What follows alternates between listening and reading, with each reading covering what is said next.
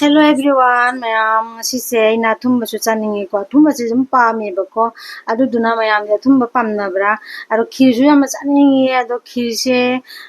chahogi khir na ri haw bo heli ko aro chahogi khir do leitabani na aina kari ri tawni chaninga bani na semia sinoi na horage semia gi khir hobo se sise akoi gi hawbo loiraga thambadana napsan bani abako ado aina napsan dana bagi haina karamba mawongda hawge haibado ado mayam su jingminarasi ꯑꯗꯨꯒꯤꯗꯃꯛꯇ ꯃꯌꯥꯝ ꯁꯦꯃꯤꯌꯥꯁꯦ ꯑꯩꯅ ꯁꯨꯝ ꯈꯔ ꯆꯥꯡ ꯑꯃꯗ ꯂꯧꯔꯦꯕꯀꯣ ꯈꯔ ꯌꯥꯝꯅꯁꯨ ꯂꯧꯔꯦ ꯍꯥꯏꯗꯤ ꯑꯩꯅ ꯑꯩꯈꯣꯏꯒꯤ ꯁꯤꯒ ꯂꯩꯃꯤꯟꯅꯕ ꯗꯤꯗꯤꯑꯣꯏꯁꯤꯡꯁꯦ ꯑꯩꯈꯣꯏꯁꯨꯅꯦ ꯁꯨꯝ ꯃꯣꯏꯅ ꯑꯍꯥꯎꯕ ꯑꯃ ꯇꯧꯔꯁꯨ ꯑꯩꯉꯣꯟꯗ ꯄꯤꯔꯛꯏ ꯑꯩꯅꯁꯨ ꯁꯨꯝ ꯇꯧꯔꯁꯨ ꯑꯗꯨꯝ ꯄꯤꯔꯛꯑꯦꯕꯀꯣ ꯑꯗꯨꯗꯨꯅ ꯑꯊꯨꯝꯕꯅꯤꯅ ꯑꯩ ꯁꯨꯝ ꯄꯤꯔꯒꯦ ꯑꯩꯅ ꯊꯧꯔꯥꯡ ꯇꯧꯔꯦ ꯁꯦꯃꯤꯌꯥ ꯈꯔ ꯈꯥꯏꯗꯣꯛꯆꯔꯦ ꯆꯤꯅꯤꯁꯦ ꯌꯥꯝ ꯊꯨꯝꯅ ꯍꯥꯞꯄꯔꯣꯏ ꯑꯁꯤ ꯈꯛꯇꯅꯤꯀꯣ ꯑꯗꯣ ꯑꯦꯂꯥꯏꯆꯤ ꯑꯅꯤ ꯈꯔ ꯑꯃꯁꯨ ꯄꯨꯊꯣꯛꯑꯒ ꯔꯦꯗꯤ ꯇꯧꯔꯒ ꯊꯝꯃꯦ ꯘꯤꯁꯦ ꯑꯩꯅ ꯌꯨꯝꯗ ꯂꯧꯖꯕꯅꯤ ꯑꯗꯣ ꯘꯤꯁꯦ ꯇꯧꯋ ꯍꯥꯏꯗꯤ ꯑꯩꯅ ꯅꯣꯟ ꯁ꯭ꯇꯤꯛꯀꯤ ꯑꯗꯨꯝ ꯈꯥꯡꯁꯤꯗ ꯁꯨꯝ ꯍꯧꯔꯒꯦꯅ ꯇꯧꯔꯦꯕꯀꯣ ꯘꯤꯁꯦ ꯍꯥꯞꯆꯜꯂꯦ ꯁꯦꯃꯤꯌꯥꯁꯦ ꯑꯩꯅ ꯍꯥꯞꯆꯜꯂꯦꯀꯣ ꯍꯥꯞꯆꯜꯂꯒ ꯉꯥꯏꯍꯥꯛꯅꯦ ꯑꯁꯨꯃꯥꯏꯅ ꯁꯤꯂꯤꯀꯣꯟꯒꯤ ꯈꯥꯕꯩꯁꯤꯅꯅꯦ ꯁꯟꯗꯣꯛꯑꯒ ꯁꯨꯃꯥꯏꯅ ꯇꯧꯅ ꯁꯨꯝ ꯉꯥꯏꯍꯥꯛ ꯉꯧꯔꯒꯦꯕꯀꯣ ꯑꯗꯣ ꯑꯩꯅꯅꯦ ꯁꯤꯂꯤꯀꯣꯟ ꯈꯥꯕꯩꯁꯤꯅꯅꯦ ꯁꯦꯃꯤꯌꯥꯁꯤꯁꯨ ꯄꯥꯛꯅ ꯑꯃꯨꯛ ꯁꯟꯗꯣꯛꯑꯦꯕꯀꯣ ꯁꯨꯃꯥꯏꯅ ꯅꯝꯃꯒ ꯑꯗꯣ ꯑꯁꯤꯁꯦ ꯃꯩꯁꯤꯁꯨ ꯌꯥꯝꯅ ꯀꯜꯍꯟꯕꯁꯨ ꯌꯥꯗꯦꯕ ꯅꯠꯇ꯭ꯔꯗꯤ ꯍꯦꯛꯇ ꯀꯥꯏ ꯑꯗꯨꯗꯨꯅ ꯑꯩꯅ ꯁꯤꯁꯦ ꯑꯩꯈꯣꯏ ꯃꯩꯁꯦ ꯃꯤꯗꯤꯌꯝ ꯐ꯭ꯂꯦꯝꯗ ꯊꯝꯃꯒ ꯑꯣꯟꯊꯣꯛꯑꯒ ꯉꯥꯏꯍꯥꯛ ꯉꯧꯔꯦ ꯁꯦꯃꯤꯌꯥꯁꯤꯅ ꯑꯩꯈꯣꯏꯒꯤ ꯕ꯭ꯔꯥꯎꯟ ꯀꯂꯔ ꯑꯣꯏꯔꯛꯄ ꯃꯇꯝꯗꯣ ꯑꯗꯨ ꯐꯥꯎꯕꯗ ꯑꯩꯅ ꯁꯤ ꯉꯥꯏꯍꯥꯛ ꯉꯧꯔꯅꯦꯕꯀꯣ ꯑꯣꯟꯊꯣꯛꯑꯒ ꯑꯗꯣ ꯁꯨꯃꯥꯏꯅ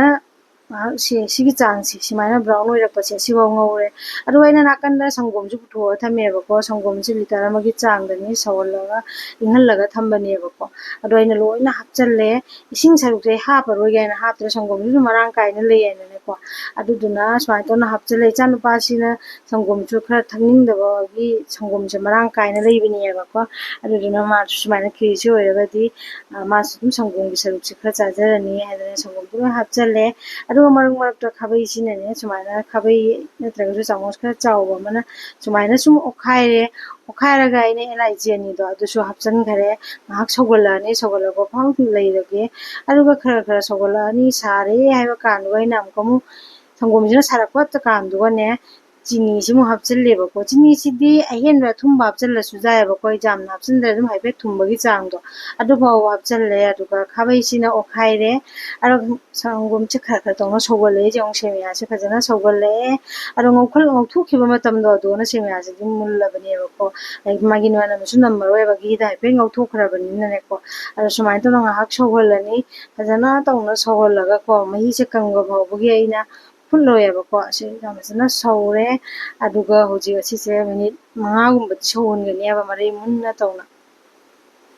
ꯑꯗꯣ ꯍꯩꯅꯕ ꯌꯥꯎꯔꯗꯤ ꯌꯥꯝꯅ ꯍꯥꯎꯕꯅꯤ ꯑꯗꯣ ꯁꯦꯃꯤꯌꯥꯁꯦ ꯏꯪꯊꯔꯒ ꯅꯞꯁꯟꯅꯕꯗꯣ ꯑꯗꯨꯗꯤ ꯍꯥꯎꯇꯕꯅꯦꯕꯀꯣ ꯑꯩꯅ ꯍꯧꯔꯤꯕ ꯃꯑꯣꯡꯁꯦ ꯁꯨꯃꯥꯏꯅ ꯍꯧꯔꯒꯗꯤ ꯅꯞꯁꯟꯗꯦꯕꯀꯣ ꯑꯗꯨꯗꯨꯅ ꯑꯩꯁꯨ ꯁꯨꯝ ꯆꯥꯏ ꯏꯆꯥꯅꯨꯄꯥꯁꯨ ꯆꯥꯏꯌꯦꯕꯀꯣ ꯑꯗꯣ ꯍꯥꯎꯕꯁꯨ ꯁꯨꯝ ꯍꯥꯎꯔꯤ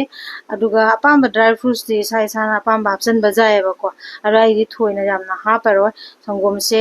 ꯐꯖꯅꯁꯨ ꯁꯧꯔꯦꯀꯣ ꯉꯥꯏꯍꯥꯛ ꯁꯨꯃꯥꯏꯅ ꯁꯧꯍꯜꯂꯒ ꯃꯩꯁꯦ ꯑꯃꯨꯛ ꯂꯩꯊꯔꯅꯦꯕꯀꯣ ꯃꯩꯁꯦ ꯂꯩꯊꯔꯒꯦ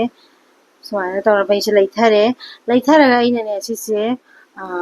ꯑꯝꯇ ꯑꯣꯠꯈꯥꯏꯔꯒ ꯌꯦꯡꯉꯣ ꯃꯍꯤꯒꯤ ꯆꯥꯡꯁꯦ ꯁꯤꯒꯤ ꯆꯥꯡꯁꯤꯅꯤꯀꯣ ꯃꯌꯥꯝ ꯑꯗꯣ ꯍꯧꯖꯤꯛꯅꯦ ꯃꯤꯅꯤꯠ 5ꯒꯨꯝꯕ ꯑꯩꯅꯦ ꯃꯈꯨꯝꯁꯦ ꯁꯨꯃꯥꯏꯅ ꯀꯨꯞꯁꯜꯂꯒ ꯊꯝꯃꯅꯦꯕꯀꯣ ꯑꯁꯨꯃꯥꯏꯅ ꯃꯤꯅꯤꯠ 5ꯁꯦ ꯊꯝꯃꯕ ꯃꯇꯨꯡꯗ ꯑꯃꯨꯛ ꯍꯥꯡꯗꯣꯛꯑꯒꯁꯨ ꯌꯦꯡꯃꯤꯟꯅꯔꯁꯤ ꯃꯌꯥꯝ ꯑꯁꯤ ꯑꯃꯨꯛ ꯍꯥꯡꯗꯣꯛꯑꯁꯤ ꯍꯥꯡꯗꯣꯛꯑꯒꯗꯤ ꯃꯍꯤꯁꯦ ꯂꯣꯏꯅ ꯆꯨꯞꯁꯟꯕ ꯃꯥꯟꯕꯒꯤ ꯃꯑꯣꯡꯗ ꯂꯩꯇ꯭ꯔꯗꯣꯀꯣ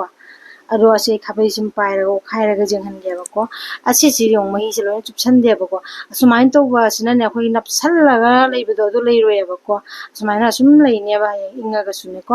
ꯑꯗꯨꯅ ꯁꯨꯃꯥꯏꯅ ꯇꯧꯅ ꯑꯩꯅ ꯁꯦꯃꯤꯌꯥꯁꯦ ꯍꯧꯔꯦ ꯑꯗꯨꯒ ꯍꯧꯖꯤꯛ ꯑꯩ ꯈꯥꯏꯗꯣꯛꯅꯕꯒꯤ ꯑꯃꯨꯛ ꯊꯧꯔꯥꯡ ꯇꯧꯔꯒꯦ ꯈꯥꯏꯗꯣꯛꯄ ꯂꯣꯏꯔꯒ ꯑꯃꯨꯛ ꯀꯔꯤ ꯍꯥꯞꯁꯤꯒꯦ ꯍꯥꯏꯗꯣ ꯃꯌꯥꯝ ꯌꯦꯡꯃꯤꯟꯅꯁꯤ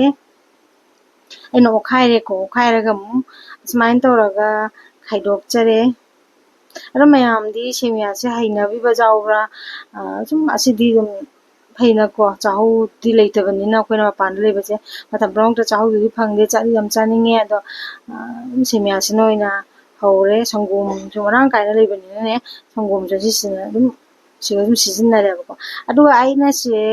akogi dry fruit slicer se asiga aina ne pista khara hapchalle pista du moina sumain tona chakhairaga mathakta garnishing tawsallinebako ado mayam jiyong se phajaraga jiyong jiyongda su phajare hawadaba manbra jiyong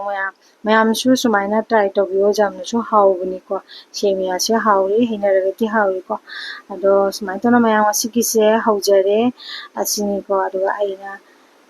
se mayamsu try tawbiyo mayam ado mayam please aina hawjariba asigi athumba se mayamsu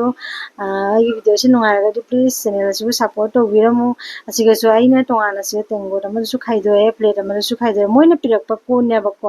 ado ai imanabi amagi su leire sakdi amagi su leire mayam ai channel asibu support tawbiramu mayam thank you bye mayam